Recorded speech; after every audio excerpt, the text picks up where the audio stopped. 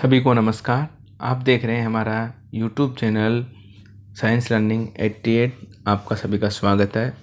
आज हम अध्ययन करेंगे क्लास 9th चैप्टर 6 टिश्यू का टॉपिक एनिमल टिश्यू।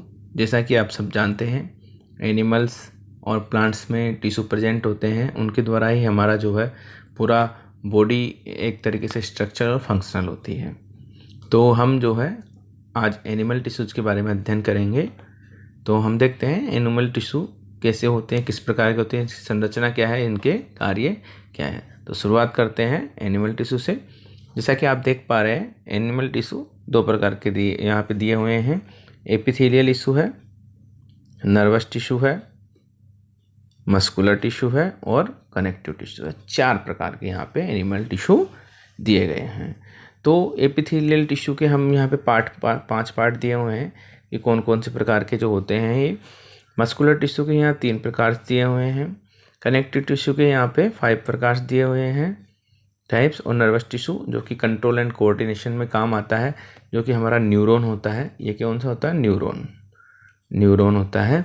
और एपिथेलियल ये क्या करता है? ये प्रोटेक्शन करता है कवरिंग के लिए। और हमारा muscular tissue movement and locomotive, movement करता है। हमारे शरीर के जो मूवमेंट होता है, मांसपेशियों वगैरह का लोकोमोशन होता है, वो जो है मस्कुलर टिश्यू के द्वारा होते हैं। कनेक्टिव टिश्यू हमारे binding, support, transport and balance करते हैं हमें। तो हम जो है इन एनिमल टिश्यूज के बारे में आज अध्ययन करेंगे। तो चलिए बढ़ते हैं आगे। सबसे पहले हमारे पास epithelial tissue. They are protective tissue of the human body. ये क्या है? प्रोटेक्ट करने वाले जो है टिश्यू हैं ह्यूमन बॉडी को। They cover protective tissue. कौन से टिश्यू हैं ये? हमारे प्रोटेक्टिव टिश्यू हैं। They cover many organ and cavities that are present inside the body. जैसा कि आप जानते हैं, हमारे बॉडी में बहुत सारे ऑर्गन्स हैं और कैविटीज होती हैं जो उनको ये एपिथेलियल टिश्यू जो है कवर करते हैं। आप देख पा रहे हैं हमारी इस कहाँ प्रेजेंट होते हैं।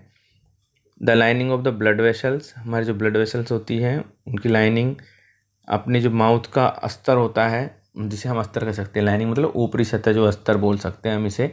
हमारी मुख गुहा जो होती है माउथ की, उसमें भी ये प्रेजेंट होती हैं। किडनी की जो ट्यूबुल्स हैं वहाँ पर भी ये प्रेजेंट होती हैं। हमारी स्किन में भी एपिथेलियल टिश्यू होता है। और लंग की एल्वियोलाई जो है, हमारी लंग फेफड़ों की एल्वियोलाई जो होती हैं, उनमें भी जो है एपिथेलियल टिश्यू उनके अस्तर के रूप में काम करता है। ये इन सब चीज़ों को प्रोटेक्ट करते हैं। अब इसके स्ट्रक्चर एंड फंक्शन क्या है, हम इसका स्ट्रक्चर एंड फंक्शन देख लेते हैं। The main function of the epithelial tissue to act as a barrier and separate different organ. Act as a barrier मतलब एक बैरियर के रूप में काम करता है, ऊपरी सत्ता के रूप में काम करता है, एंड एक ऑर्गन से दूसरे ऑर्गन को सेपरेट करता है एक दूसरे से। There is no space between the cells of epithelial tissue. Epithelial tissue की जो सेल्स होती हैं उनमें बीच में कोई भी स्पेस नहीं होता। द सेल्स आर परमिएबल, मतलब कि ये जो है कोई भी पदार्थ उसका होता है उसको बाहर अंदर बाहर आने जाने देती हैं। This make possible for them to exchange material between different parts of the body. जैसे कि मतलब परमिएबल का मतलब यही है, जो कि पार्ट्स आपके जो भी मटेरियल है उसको ये आने जाने देती है एक दूसरे पार्ट से दूसरे पार्ट में, एक्सचेंज के लायक। Also between the body and the external environment. The epithelial tissue remains separate from the tissue beneath them because of a thin membrane over them. Epithelial tissue जो क्या होते हैं, सेपरेट होते हैं जो इनके नीचे जो टिश्यू होते हैं उनसे, क्योंकि इन दोनों के बीच में एक क्या है, थिन मेम्ब्रेन पाई जाती है। आगे बढ़ते हैं हम। देखिए टाइप्स ऑफ जो है एपिथेलियम टिश्यू जो है हम देख लेते हैं यहाँ पे। इस प्रकार के जो है एपिथेलियम टिश्यू है। पहला है यहाँ पे सिंपल स्क्वेमस, दूसरा है स्ट्रेटिफाइड स्क्वेमस, तीसरा है कोलुमर, चौथा है सिलिएटेड कोलुमिनर, पांचवा क्यूबोइडल और छठा ग्लैंडुलर। जो कि हम स्क्वेमस में हम सिंपल और स्ट्रेट को हमने अलग अलग बांट रखा है, और कोलुमर में हमने सिंपल और सिलिएटेड को अलग अलग बांटा हुआ है। मेनली जो हमारे पास 4 प्रकार के होते हैं, स्क्वेमस, कोलुमनर, क्यूबोइडल और ग्लैंडुलर। ठीक है, तो हम आगे बढ़ते हैं। इसी में इनकी स्ट्रक्चर और फंक्शन देख लेते हैं। जैसा कि आप देख लो, आप ये सब देख सकते हैं, इनको इस तरीके से होते हैं, हम दिखाएंगे आपको आगे। Structure, they have dedicated cell. Structure simple squamous में क्या होता है, dedicated cell lining and posses a thin structure. इनकी थिन स्ट्रक्चर होती है, डेडिकेटेड लाइनिंग होती है।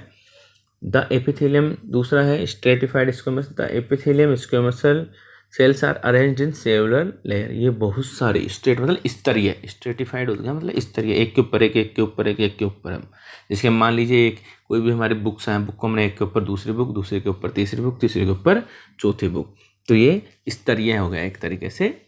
तो एक के ऊपर एक ये लेयर्स इनकी जमी हुई होती हैं। Columnar, they are the column like shape tissue. आप जानते हैं कॉलम कैसे होते हैं, हम दीवारें बनाते हैं, उस टाइप के कॉलम जो होते हैं, उस टाइप के कॉलम के शेप के टिश्यू होते हैं।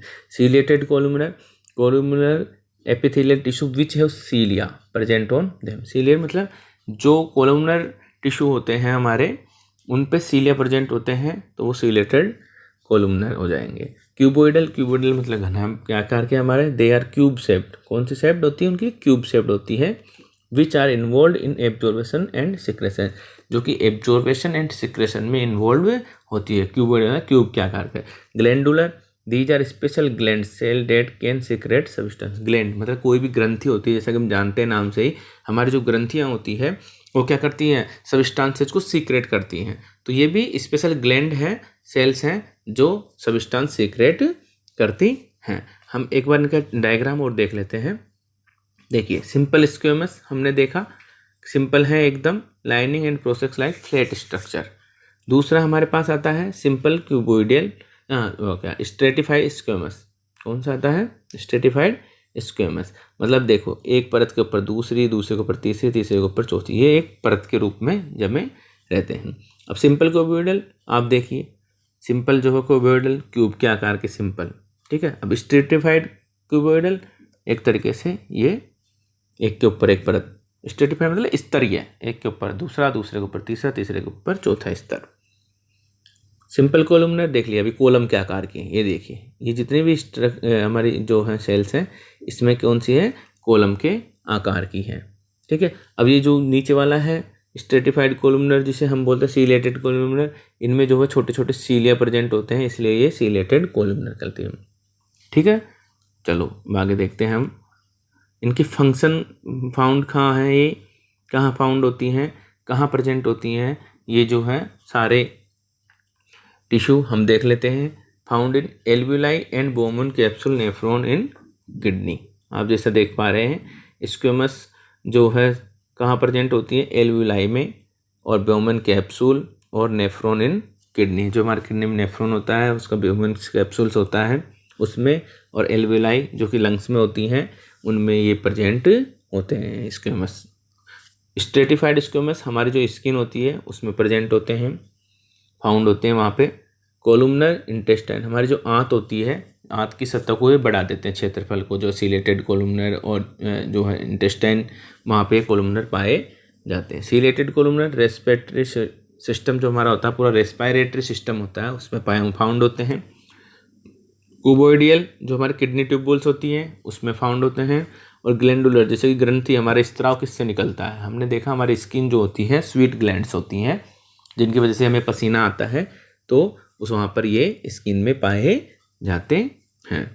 तो आइए प्यारे बच्चों, इसके बाद में हम पढ़ते हैं कनेक्टिव टिश्यू का काम क्या है। हमने एपिथेलियम क्या नाम की जो है पहला तक पढ़ लिया है हमने एपिथेलियम, अब दूसरा पढ़ रहे हैं हम कनेक्टिव टिश्यू, जो कि एक एनिमल टिश्यू है। Structure and function of connective tissue, they are loosely bound cell present in intercellular matrix. ये इसकी जो सेल्स होती हैं वो लूजली बाउंड होती हैं एक इंटरसेलुलर मैट्रिक्स में। This matrix can be different types, dense हो सकता है, रिजिड हो सकता है, फ्लूइड हो सकता है, और जेली लाइक। जो मैट्रिक्स होता है जिसमें ये सेल्स प्रेजेंट होती हैं वो डेंस भी हो सकता है, घना हो सकता है, रिजिड कठोर हो सकता है, फ्लूइड द्रव होता है हो सकता है, और जेली लाइक मतलब जेली के लाइक हो सकता है। Depending upon the functionality of the connective tissue the nature of the matrix varies. Connective tissue की जो फंक्शनलिटी है, उसका कार्य क्या है, उसके नेचर पे ही ये मैट्रिक्स वेरी करता है कि किस प्रकार का होगा। तो हम यहाँ पे अब एग्जाम्पल ऑफ कनेक्टिव टिश्यूज़ देखते हैं। कौन कौन से एग्जाम्पल हैं कनेक्टिव टिश्यू के, देखिए पूरा हमने बॉडी डायग्राम यहाँ दिया हुआ है। इस बॉडी डायग्राम में आप जो है बहुत सारे कनेक्टिव टिश्यूज़ को आप देख सकते हैं। जैसा कि आप देख पा रहे हैं, सबसे पहला यहाँ loose connective tissue under the screen, हमारे जो अंडर द स्क्रीन होती है वहाँ पे ये जो लूज जो है कनेक्टिव टिश्यू पाए जाते हैं। दूसरा एडिपोज टिश्यू, एडिपोज मतलब वसा में ऊतक जिसे बोलते हैं हम, वसा फेट वाले जो ऊतक होते हैं, देखिए ये फेट डोर प्लेट्स हैं, सेल न्यूक्लियस हैं, ये वसा में ऊतक होते हैं। तीसरा ऊतक हमारे पास ब्लड, रक्त। चौथा ऊतक हमारे पास फाइब्रस कनेक्टिव टिश्यू, कनेक्टिव जो टिश्यूज होते हैं कोलेजन फाइबर्स के बने होते हैं ये भी। ये फिर उसके बाद है कार्टिलेज और उसके बाद बोन। मतलब कि बोन क्या होता है, हड्डी जिसे हम बोलते हैं, अस्थि बोलते हैं। कार्टिलेज को हम बोलते हैं हिंदी में उपास्थि बोलते हैं इसको, ठीक है, अस्थि और उपास्थि। तो हम अब अध्ययन करते हैं जितने भी दिए हुए हैं यहाँ पर, connective tissue, adipose, blood, fibrous, cartilage, bone, इसके बारे में हम पढ़ेंगे। ये सारे जो है टिश्यू होते हैं, ठीक है। अब आगे पढ़ते हैं, हम आगे चलते हैं। सबसे पहले हम ब्लड के बारे में देखते हैं। ब्लड एक सिंपल स्ट्रक्चर है, आप जानते हैं ब्लड जब भी हमें कभी चोट लग जाती है तो होता क्या है, हमारा जो है ब्लड बहने लग जाता है, जैसा कि हम, लेकिन वो है क्या, हम तो सोचते हैं कि ये रक्त है, एक तरल पदार्थ है, लेकिन वह एक टिश्यू है हमारा जो कि कनेक्टिव टिश्यू है। तो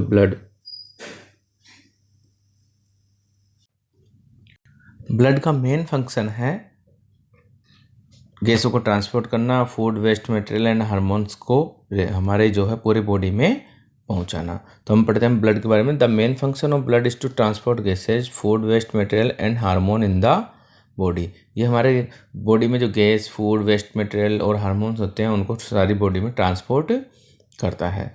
therefore blood has a fluid matrix present in which is called plasma. Blood में जो है एक मैट्रिक्स होता है, फ्लूइड मैट्रिक्स, वो प्लाज्मा कहलाता है। The plasma content red blood cell, white blood cell and blood platelets.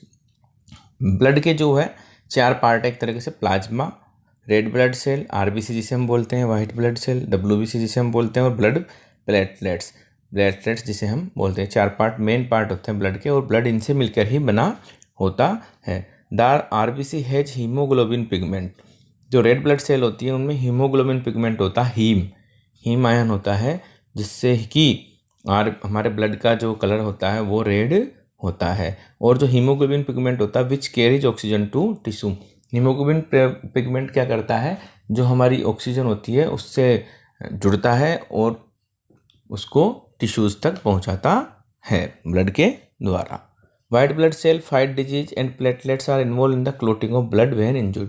White blood cells का काम क्या है, वाइट ब्लड सेल जो हमारे डिजीज होती हैं उनसे फाइट करने का काम करती हैं और हमारी इम्यूनिटी को बूस्ट करती हैं, हमारी इम्यूनिटी बनाए रखती हैं। प्लेटलेट्स काम क्या होता है, जब भी हमारा कोई रक्त हमारा लग जाती है चोट वगैरह तो रक्त बहने लग जाता है, तो रक्त में थक्का बनाने का काम करती है, रक्त का थक्का बनाने का, जिससे कि थोड़ी देर बाद आपने देखा होगा आपको छोटी मोटी चोट लगती है तो रक्त बहने लग जाता है, और रक्त बहने लग जाता है उसके बाद थोड़ी देर बाद वो रक्त अपने आप रुक जाता है। तो ब्लड की जो क्लोटिंग का काम होता है वो काम होता है प्लेटलेट्स का। और जो प्लाज्मा है, प्लाज्मा में प्रोटीन और हार्मोन्स प्रेजेंट होते हैं। इसके बाद आते हैं हम लिम्फ पर। लिम्फ एक कलरलेस फ्लूइड है that carries white blood sales through out the human body in lymphatic vessels. Lymphatic vessels में WBC का जो है ट्रांसपोर्ट करता है, पूरी ह्यूमन बॉडी में लेके जाता है ये लिम्फ, ठीक है। There are lymphoid organs present in the body that produce lymph and together form the lymphatic system. जो है हमारे बॉडी में लिम्फेटिक जो है ऑर्गन्स होते हैं, लिम्फोइड ऑर्गन्स प्रेजेंट होते हैं जो कि लिम्फ का स्राव करते हैं, सीक्रेट करते हैं, प्रोड्यूस्ड करते हैं। Some of them are lymph node and tonsils. ये कुछ होते हैं लिम्फ नोड होते हैं, उनसे जो है लिम्फ का निर्माण होता है। Lymph is similar to blood except for a few differences. कुछ डिफरेंस होते हैं लेकिन देखा जाए तो ब्लड के समान ही होता है। It contents only white blood sales. इसमें केवल वाइट ब्लड सेल्स होती है, जैसे हमने बताया कि वाइट ब्लड सेल्स को कैरी करता है। It content less amount of blood, protein, calcium and phosphorus but more glucose. Lymph में ग्लूकोज ज़्यादा होता है, इसमें प्रोटीन, कैल्शियम, फास्फोरस कम होता है। It flow in one direction, very good. Lymph जो है केवल एक ही डायरेक्शन में घूमता है। Lymph move in the body through it's normal function unlike blood which is pumped by the heart. जो लिम्फ होता है हमारी बॉडी में नॉर्मल वे में घूमता है, इजी वे में नॉर्मल में घूमता रहता है जिसे चल रही है, लेकिन जो ब्लड होता है वो हमारे हार्ट के द्वारा पंप किया जाता है और वहीं पे वो क्या होता है, ब्लड जो ऑक्सीजनेट होता है और डीऑक्सीजनेट होता है हार्ट में। इसके बाद पढ़ते हैं हम bones.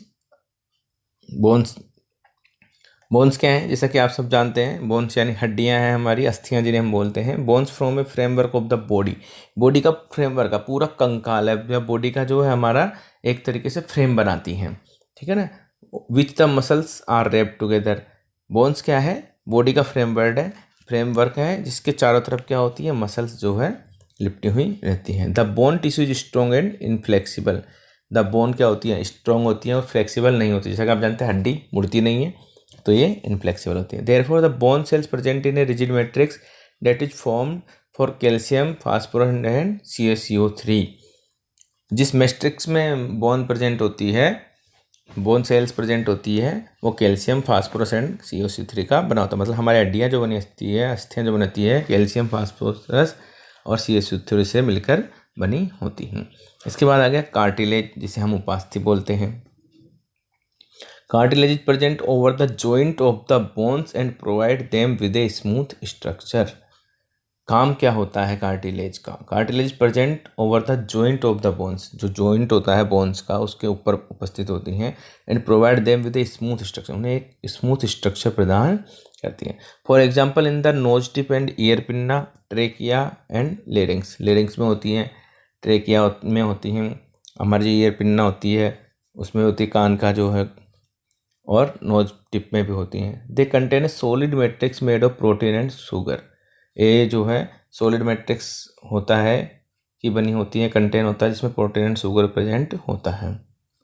It provide support and flexibility to various part of our body. Flexibility due to presence of chondrin, एक प्रोटीन होता है कार्टिलेज में, कॉन्ड्रिन नामक प्रोटीन होता है, जिसके कारण जो है हमारे जो वेरियस पार्ट ऑफ बॉडी हैं उनको ये क्या प्रोवाइड करता है, सपोर्ट एंड फ्लेक्सिबिलिटी जो है प्रोवाइड करवाता है। अब आते हैं हम ligament. Ligament connect to bones together. जो लिगामेंट है, लिगामेंट क्या करता है, इंपॉर्टेंट है, ये दोनों में अंतर पूछा जाता है और इन दोनों में अंतर पूछा जाता है। बोन्स में और कार्टिलेज में अंतर पूछा जाता है डिफरेंस, और लिगामेंट और टेंडन में डिफरेंस पूछा जाता है। तो आप लिख सकते हैं दोनों का थोड़ा बहुत, जैसे भी है दोनों को एक सारणी टेबल के रूप में बना के आप इनका डिफरेंस दिखा सकते हैं। लिगामेंट क्या है, लिगामेंट कनेक्ट टू बोन्स, दो हड्डियों को जोड़ने वाला जो है ये जोड़ता है ligament. It is an elasticity that facilitate the connection. ये इलास्टिसिटी होती है इसमें जिससे कि ये कनेक्शन को जो है अच्छे से फैसिलिटेट करता है। The cells of ligament have a little matrix. इसमें बहुत कम मैट्रिक्स पाया जाता है जो लिगामेंट की सेल्स होती हैं। पहली बात, ये क्या करता है, हमारी जो हड्डी है उससे हड्डी को जोड़ता है। दूसरा, इलास्टिसिटी प्रदान करता है। तीसरा, इनमें जो है लिटिल मैट्रिक्स प्रेजेंट होता है, मतलब बहुत कम जो है मैट्रिक्स प्रेजेंट होता है। जबकि दूसरा आता है टेंडन। टेंडन में क्या है, इसमें टेंडन जो है बोन्स और मसल्स, मतलब हड्डी और हमारी मांसपेशियां हैं दोनों को जोड़ता है। The tendon tissue are responsible for connecting bone and muscles together.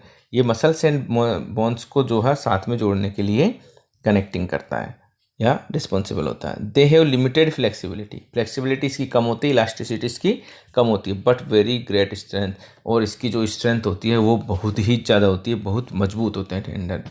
इसके बाद देखते हैं हम एरियोलर टिश्यू। एरियोलर टिश्यू आ गए हमारे पास। The tissue act as a filter in between the space present inside the organ of the body. जो ऐसे टिश्यू होते हैं जो हमारे भी ऑर्गन्स के बीच में या स्पेस जो प्रेजेंट होता है वहाँ फिल्टर का काम करते हैं। It help in repairing other tissue as well. ये जो है अदर जो टिश्यू होते हैं उनको जो है क्या नाम की रिपेयरिंग का भी कार्य करते हैं। It is found in the skin. Areolar tissue हमारे जो है क्या नाम की स्किन में पाए जाते हैं, बोन मेरो में होता है, नर्व में होता है और ब्लड वेसल्स में होता है। इंपॉर्टेंट पूछ सकता है एरियोलर टिश्यू कहाँ उपस्थित होते हैं। इसके बाद आता है हमारा एडिपोज टिश्यू। एडिपोज टिश्यू मतलब वसा में ऊतक, वसा नाम जैसे वसा आ रहा है, fatty tissue. It is called fatty tissue, मतलब वसा में ऊतक, ये फैट वाला ऊतक है, वसा वाला ऊतक है। तो fatty tissue connective tissue consisting mainly of fat cells, इसमें क्या पाई जाती है, फैट सेल्स, जिन्हें हम एडिपोज सेल्स बोलते हैं। Specialized to synthesize and contain large globule of fats. Fats are stored in our body in the adipose tissue. Adipose tissue जो कि फैटी टिश्यू होते हैं, specialised to synthesis and contain large globule of fat, ये जो है हमारे शरीर में जो है लार्ज ग्लोब्यूल ऑफ फैट को सिंथेसाइज एंड कंटेन करते हैं लार्ज ग्लोब्यूल्स यानी कणिकाओं के रूप में। Fats are stored in our body in the adipose tissue, जो हमारे फैट जो जुड़ता है हमारे जो बॉडी में, वो जो है कहाँ पे प्रेजेंट होता है, कहाँ इकट्ठा होता है, स्टोर होता है, एडिपोज टिश्यू में इकट्ठा होता है। ठीक है, it is found in mainly under the skin but also in deposit between the muscles.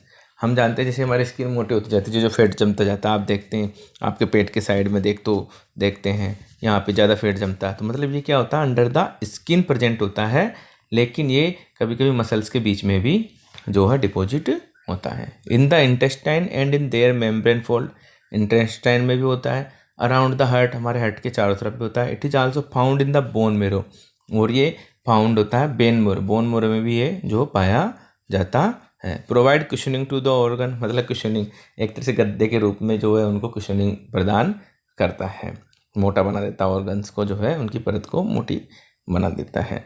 इसके बाद आता है हमारे पास मस्कुलर टिश्यू। मस्कुलर टिश्यू की हम बात करते हैं, मतलब पेशिया ऊतक हो गया ये मस्कुलर टिश्यू, पेशिया मस्कुलर जो बोलते हैं, मसल्स बोलते हैं, टिश्यू हो गया हमारे पास ये, इन्हें हम पेशिया ऊतक बोलते हैं हिंदी में। It is made up of muscles fibres which are long cells, ये मसल्स फाइबर के द्वारा बने होते हैं जो कि लॉन्ग सेल्स हैं। It allow movement in our bodies, muscles जैसे कि मांसपेशियों की सहायता से ही हम आप गमन कर सकते हैं, मूवमेंट में काम आता है, कोऑर्डिनेशन में काम आता है।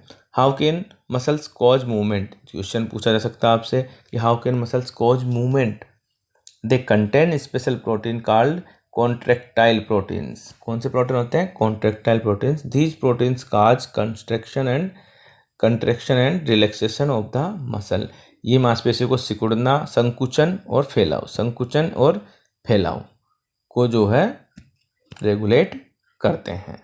स्पेशल प्रोटीन होते हैं कॉन्ट्रेक्टाइल प्रोटीन्स, जो कि कॉन्ट्रैक्शन एंड रिलैक्सेशन, जो हमारी मसल्स होती है मांसपेशियां, उनका संकुचन जो होता है और फैलाव जो होता है उसको रेगुलेट करते हैं।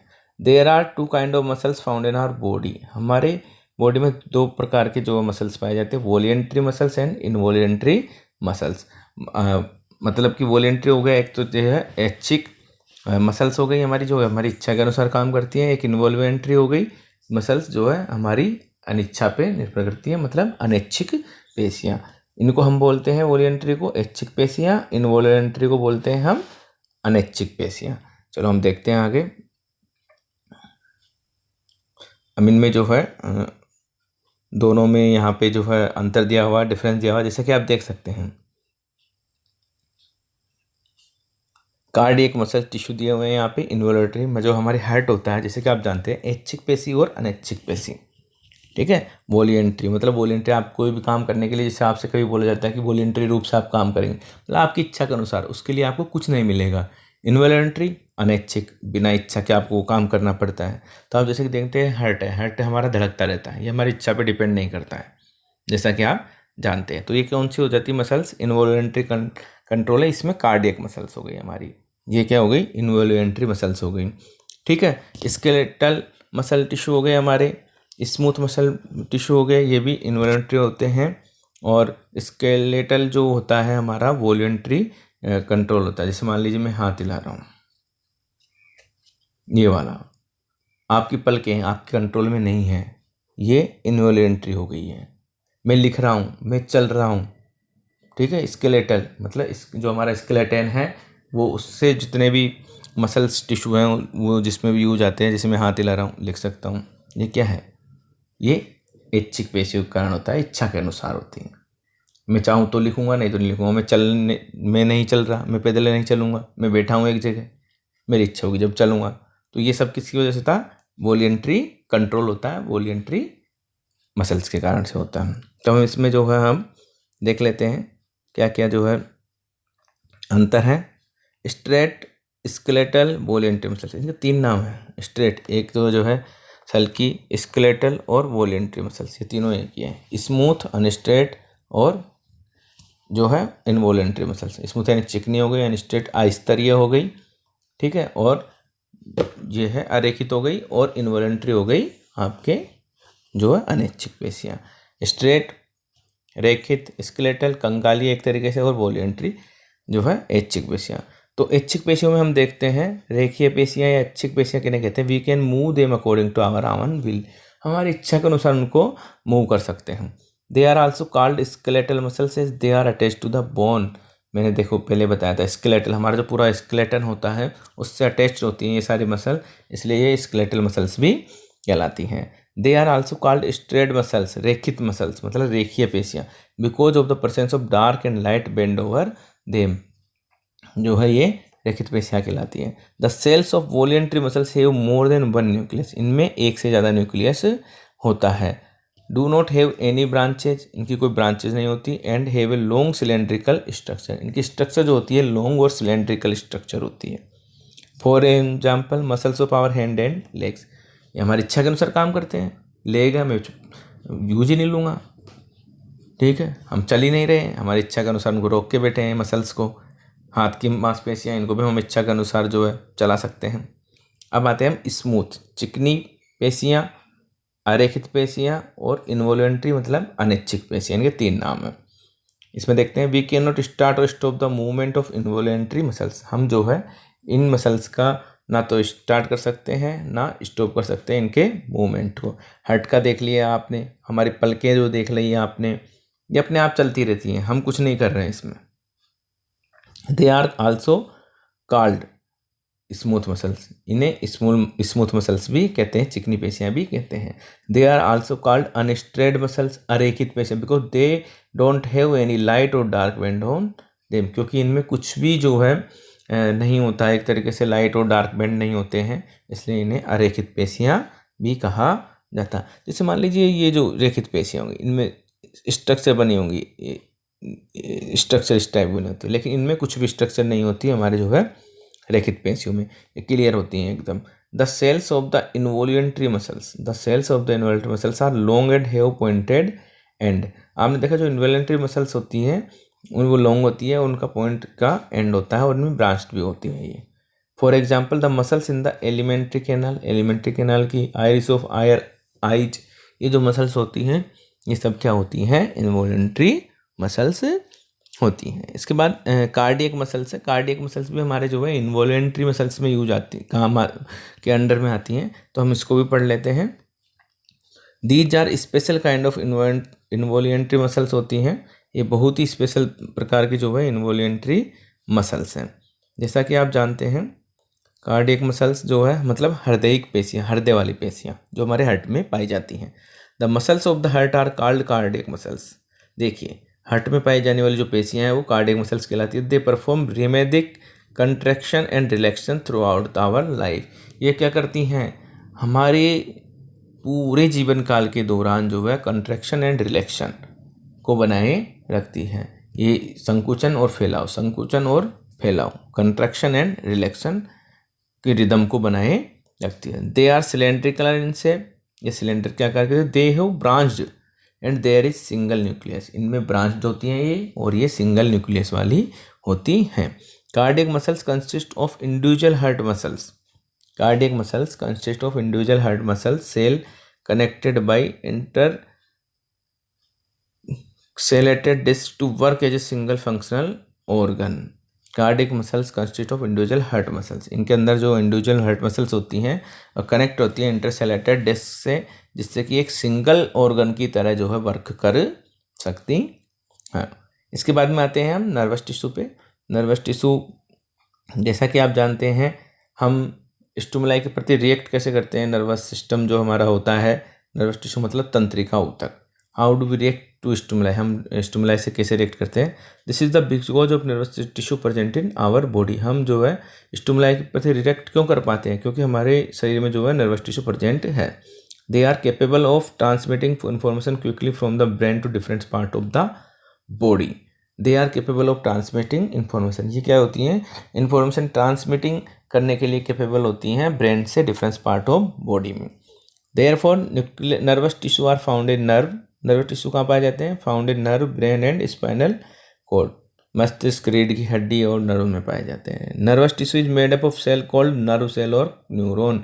नर्वस टिश्यू जिस सेल से मिलकर बनते हैं वो नर्व सेल कहलाती है या न्यूरॉन कहलाती है। इसकी सिंगल सेल किस क्या बोलते हैं? हम न्यूरॉन बोलते हैं।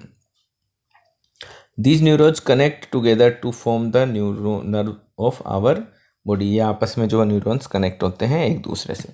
अब हम स्ट्रक्चर ऑफ न्यूरॉन जो है पूरी न्यूरॉन की एनाटॉमी है, ये देखिए बहुत ही सुंदर न्यूरॉन का चित्र है, इसको बनाना सीख लीजिए। ये बहुत ही ज़्यादा इंपॉर्टेंट है और क्वेश्चन पूछा जाता है। स्ट्रक्चर ऑफ न्यूरॉन में हम देखते हैं ये जो है स्ट्रक्चर ऑफ न्यूरॉन में, इसमें एक सेल बॉडी प्रेजेंट है। सबसे पहले तो इसमें क्या है? एक सेल बॉडी प्रेजेंट है। ये सेल बॉडी है इसकी, ये इसके डेंड्रोइड है। 3 पार्ट होते हैं, एक ये एक्सोन होता है और एक ये एक्सोन टर्मिनल होता है। 4 पार्ट हो गए इसके, 3 या 4 पार्ट जैसे हम बता सकते हैं। डेंड्रोइड, एक्सोन, सेल बॉडी, एक्सोन और एक्सोन टर्मिनल। मतलब डेंड्रोइड हो गया, सेल बॉडी हो गई और एक्सोन हो गई। इनके 3 पार्ट होते हैं, तीनों का काम अलग अलग होता है। तो हम डेंड्रोइड्स देख लेते हैं पहले। डेंड्रोइड्स क्या है? Dendroids tree like extension at the beginning of a neuron. Dendroids क्या है? ट्री लाइक स्ट्रक्चर है जो कि इनकी न्यूरॉन की जो बिगिनिंग होती है वहाँ पर हाईली ब्रांच्ड होते हैं, एक तरीके से ट्री लाइक एक्सटेंशन ब्रांच के रूप में निकले रहते हैं। The increase the surface area of the neuron. ये सरफेस एरिया को बढ़ा देते हैं न्यूरॉन के को। They receive chemical signal from different parts of our body. ये हमारी बॉडी के डिफरेंट पार्ट्स से जो है सिग्नल रिसीव करते हैं। Then they convert these chemical signal into electric signal. फिर ये क्या करते हैं? केमिकल सिग्नल्स को इलेक्ट्रिक सिग्नल में चेंज कर देते हैं और ये सेल बॉडी को भेज देते हैं। A neuron can have a single dendrite or multiple dendrites. एक न्यूरॉन जो है बहुत सारे डेंड्राइट भी हो सकते हैं उसमें, और वो सिंगल डेंड्राइट में भी हो सकता है।